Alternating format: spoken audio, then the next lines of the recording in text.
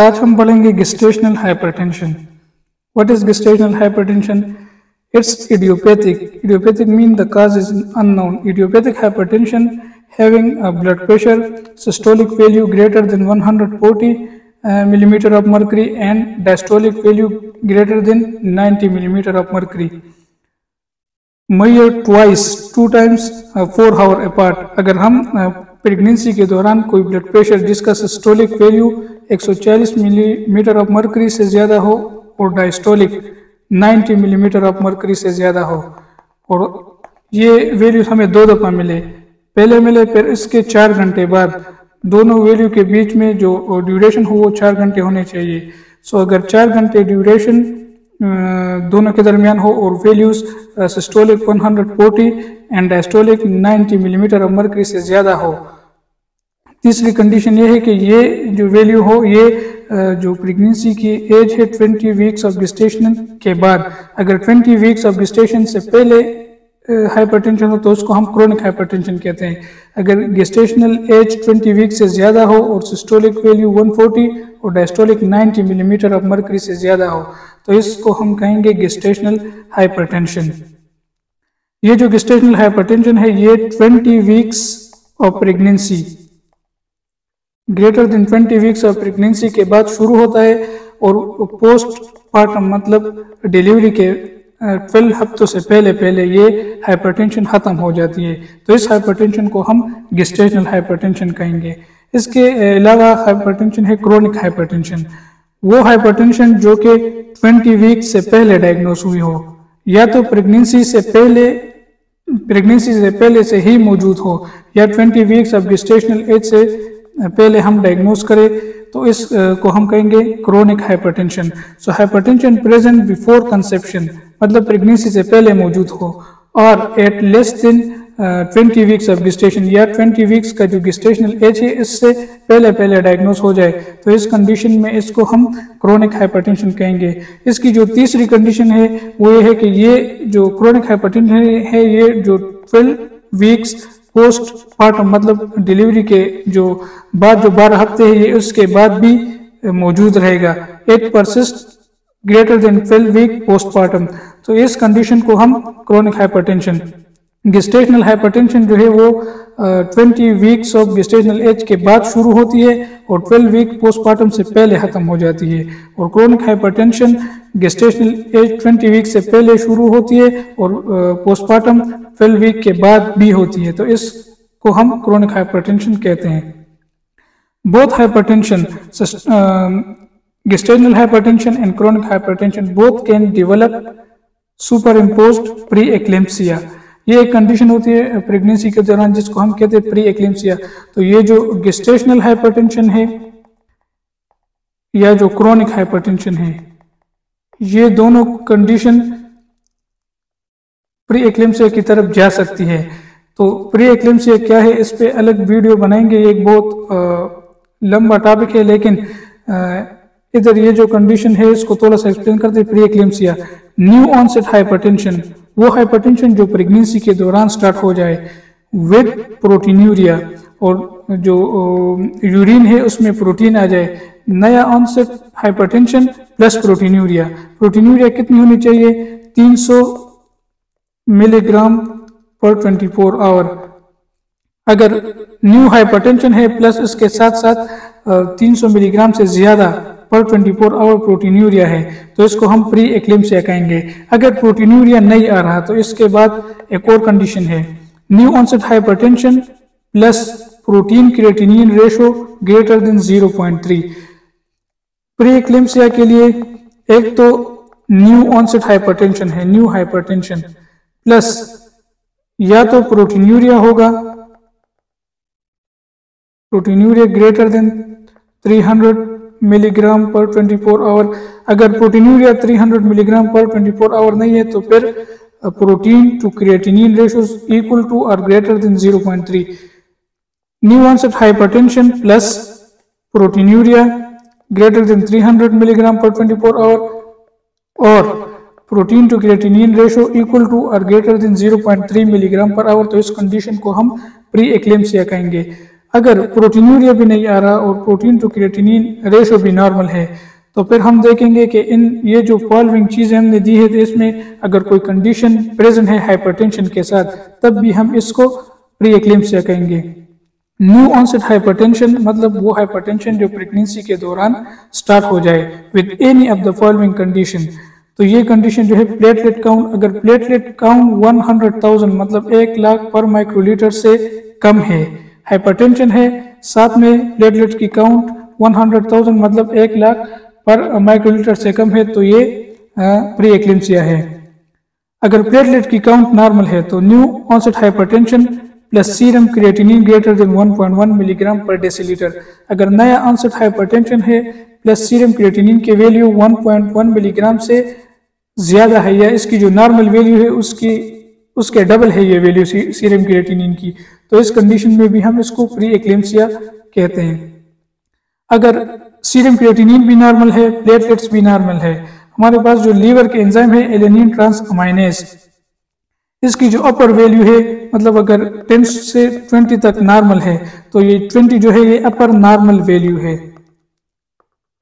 मिसाल के तौर पर ये अपर नॉर्मल वैल्यू है। तो अगर लीवर का जो ALT है एटलीस्ट 2 टाइम अपर लेवल जो है अपर नॉर्मल लेवल के 2 टाइम्स हो जाए, मतलब ये 20 है तो ये 40 हो जाए, डबल हो जाए, प्लस न्यू ऑनसेट हाइपरटेंशन, अगर ये दो कंडीशन हो, नया हाइपरटेंशन प्लस ये जो ALT है इसकी जो अपर वैल्यू है इसके डबल हो जाए, तो इस कंडीशन को भी हम प्री एक्लेम्सिया कहते हैं।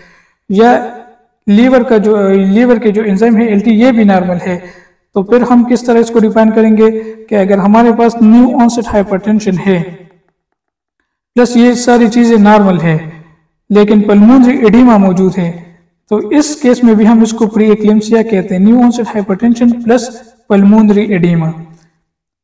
अगर न्यू ऑनसेट हाइपरटेंशन है प्लस सेरेब्रल ब्रेन में कोई मसला है, हेडेक है, तो इस कंडीशन में भी हम इसको प्री एक्लेम्सिया कहते हैं। अगर न्यू ऑनसेट हाइपरटेंशन है प्लस विजुअल प्रॉब्लम है, मतलब विजुअल फील्ड डिफेक्ट्स हैं जिसको हम स्कोटोमा कहते हैं, ये वाली जो जगह है ये इसमें हमें कोई किसी भी चीज हम नहीं देख सकते, तो इस कंडीशन को हम स्कोटोमा कहते हैं।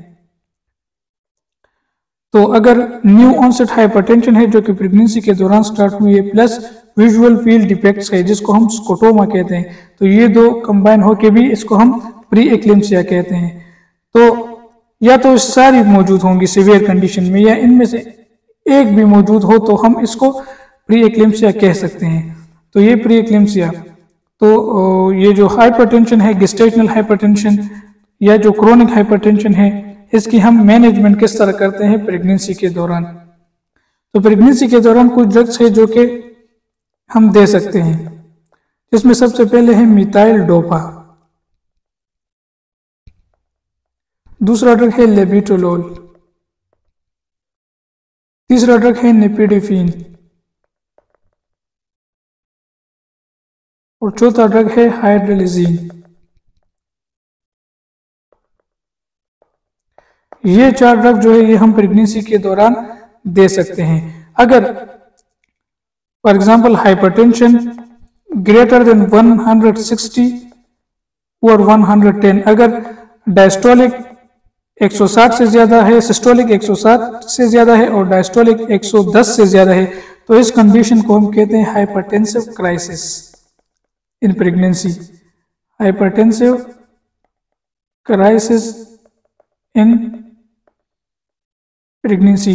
तो इस कंडीशन में हम क्या करेंगे, इस कंडीशन में हम इंजेक्शन फॉर्म में लेबिटोलोल या हाइड्रोलिजीन देंगे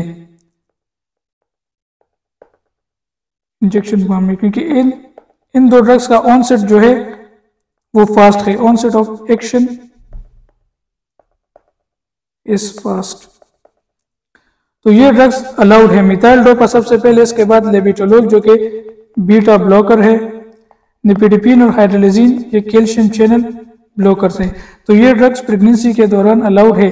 अगर सिस्टोलिक ब्लड प्रेशर 160 से ज्यादा है और डायस्टोलिक 110 से ज्यादा है, तो इस कंडीशन को हम कहते हैं हाइपरटेंसिव क्राइसिस। और इस कंडीशन में हम देंगे इंजेक्शन फॉर्म में लेबिटोलोल या हाइड्रोलिजीन, क्योंकि इन दोनों ड्रग्स की जो ऑनसेट ऑफ एक्शन है वो बहुत ज़्यादा फास्ट है और हमें ये इंजेक्शन और ये आईवी फॉर्म में भी अवेलेबल है, तो ये हम देंगे ताकि ये ब्लड प्रेशर जल्द से जल्द नीचे आ जाए 160 से और 110 से। अब ये मतलब किस तरह होता है, इसकी पैथोजेनेसिस क्या है? तो सबसे पहले जो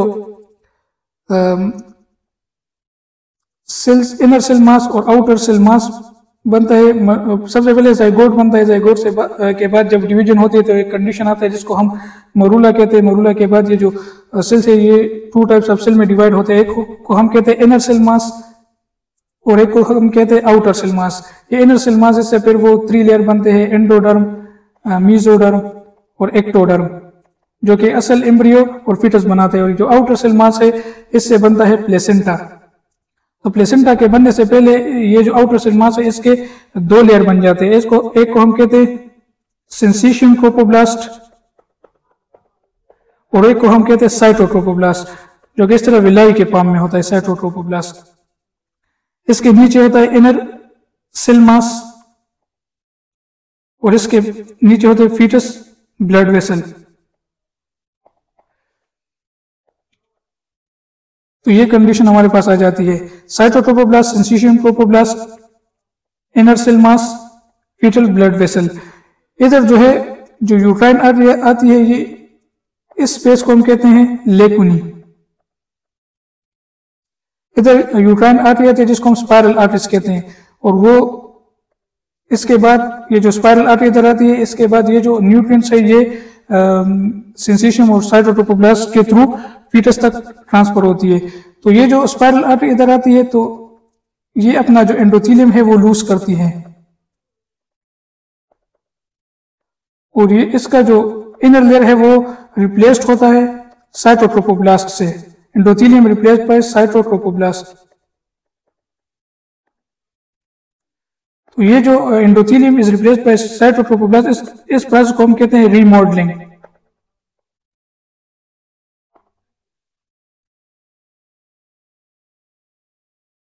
सो एंडोथेलियम रिप्लेस्ड बाय साइटोट्रोपोब्लास्ट, इस कंडीशन को हम कहते हैं रीमॉडलिंग। सो ये जो साइटोट्रोपोब्लास्ट है ये जो वेसल्स से इसको रिलैक्स करती है, इट रिलैक्स वेसल्स, जिसकी वजह से ब्लड प्रेशर डिक्रीज होता है।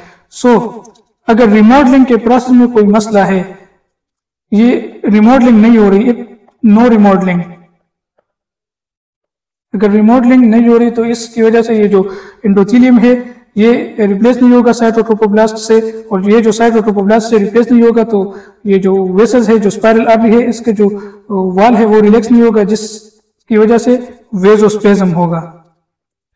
और ये वेजोस्पेज्म जाके हाइपरटेंशन काज करती है और ये हाइपरटेंशन पर जाके प्री एक्लेम्सिया काज करती है।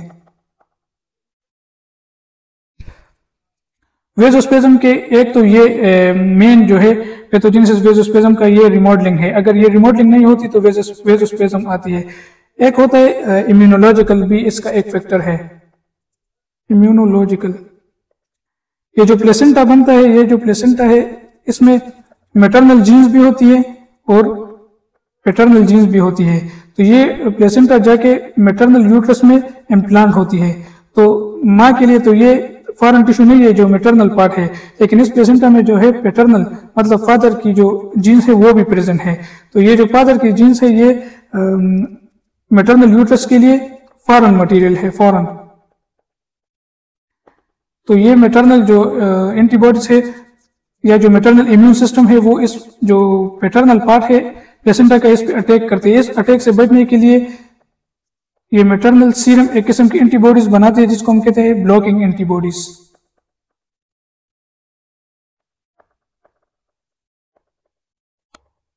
अगर ये ब्लॉकिंग एंटीबॉडीज कोई जेनेटिक मसले की वजह से नहीं बन पा रहे तो ये जो मैटरनल इम्यून सिस्टम है वो जाके जो प्लेसेंटा का पैटर्नल पार्ट है उस पर अटैक करेगा, जिसकी वजह से इंजरी आएगी और इंजरी के बाद वेजोस्पेज्म होगा। तो ये दूसरा पैथोजेनेसिस है वेजोस्पेज्म, जो कि इसके बाद हाइपरटेंशन होगी, हाइपरटेंशन के बाद प्री एक्लेम्सिया। तीसरा जो है एनवायरमेंटल फैक्टर्स भी हो सकते हैं वेजोस्पेज्म के और जेनेटिकल फैक्टर भी हो सकते हैं। तो ये चारों कंडीशन वेजोस्पेज्म के बाद क्या होगा, हाइपरटेंशन, और हाइपरटेंशन के बाद प्री एक्लेम्सिया। तो ये जो गेस्टेशनल हाइपरटेंशन है ये इसकी पैथोजेनेसिस हैं। तो अब ये गेस्टेशनल एंड क्रोनिक हाइपरटेंशन को इधर से पढ़ते हैं। गेस्टेशनल हाइपरटेंशन, इडियोपैथिक हाइपरटेंशन मतलब जिसकी काज मालूम ना हो।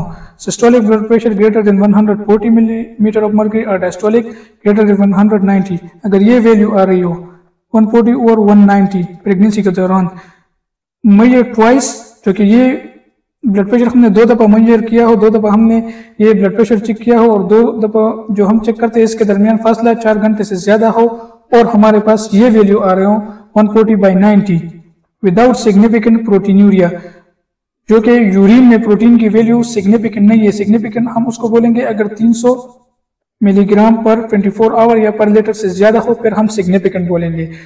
इसमें ये जो गेस्टेशनल हाइपरटेंशन है इसमें 140/90 वैल्यू हो लेकिन इसके साथ प्रोटीनूरिया ना हो, इसको हम गेस्टेशनल हाइपरटेंशन कहेंगे। अगर प्रोटीनूरिया मौजूद है ग्रेटर देन 300 मिलीग्राम पर लीटर या पर 24 आवर, तो इस कंडीशन को फिर हम प्री एक्लेम्सिया बोलते हैं।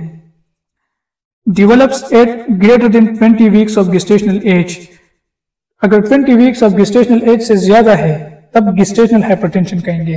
अगर 20 वीक्स ऑफ गेस्टेशनल एज से पहले है तो फिर ये एक और किस्म हाइपरटेंशन है जो अभी पढ़ेंगे। As many as 25% of patient में go on to develop pre eclampsia, तो अगर प्रोटीनूरिया आ रहा है तो फिर हम इसको प्री एक्लेम्सिया बोलेंगे। तो ये जो गेस्टेशनल हाइपरटेंशन है ये 25% मरीजों में, 25% पेशेंट में ये जाके प्री एक्लेम्सिया की एक कंडीशन को काज करती है। Must normalise within 12 weeks after pregnancy, ये जो गेस्टेशनल हाइपरटेंशन है ये पोस्टमार्टम पीरियड में, मतलब डिलीवरी के बाद जो 12 हफ्ते है इसके अंदर ठीक होगा। अगर इसके अंदर 12 हफ्तों के अंदर ठीक नहीं होगा, 12 हफ्तों के बाद भी कंटिन्यू होता है, तो इसको भी हम एक और कंडीशन का नाम देते हैं जिसको भी हम पढ़ेंगे।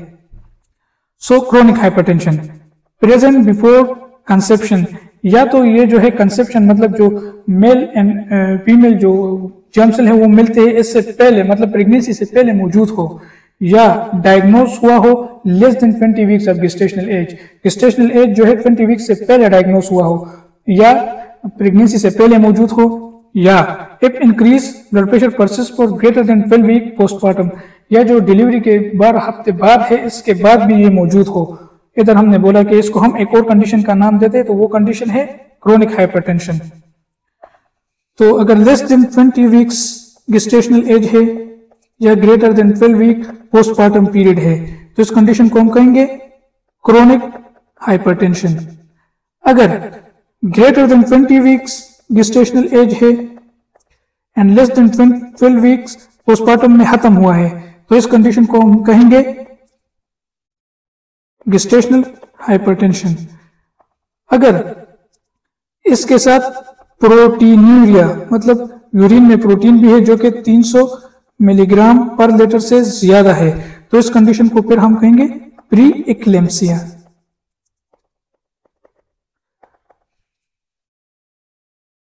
Up to 1/3 of the patient में develop superimpose pre eclampsia. So 1/3 की जो पेशेंट है वो जाके फिर प्री एक्लेम्सिया की कंडीशन को डेवलप करते हैं। हम इसको ट्रीटमेंट किस तरह करेंगे? मॉनिटर बीपी क्लोजली, हम ये जो ब्लड प्रेशर है इसको मॉनिटर करेंगे, इसको बार बार चेक करेंगे। Best initial treatment is treat with appropriate anti hypertensive drug, हम एप्रोप्रिएट एंटी हाइपरटेंसिव ड्रग देंगे, वो ड्रग देंगे जो कि टेराटोजेनिक ना हो, जो कि टेराटोजेनिक ना हो, वो ड्रग्स देंगे जो प्रेगनेंसी में अलाउड हो, जिसमें है मिथाइल डोपा, लेबिटोलोल एंड निफेडिपिन, ये ड्रग्स हम देंगे। If systolic blood pressure greater than 160 और डायस्टोलिक ग्रेटर देन 110, इस कंडीशन को हम कहते हैं hypertensive crisis, pregnancy induce hypertensive crisis. तो इस कंडीशन में हम क्या देंगे? लेबिटोलोल या हाइड्रोलिजिन या nifedipine because of short onset of action.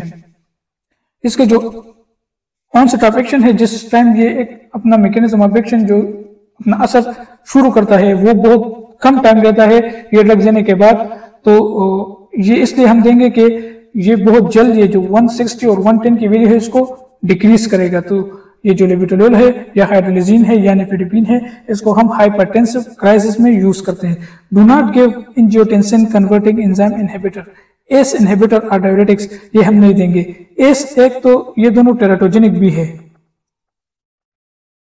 Foetus पे इफेक्ट करता है। इंट्रा यूट्राइन ग्रोथ रिस्ट्रिक्शन होता है इसमें एसी इनहिबिटर में।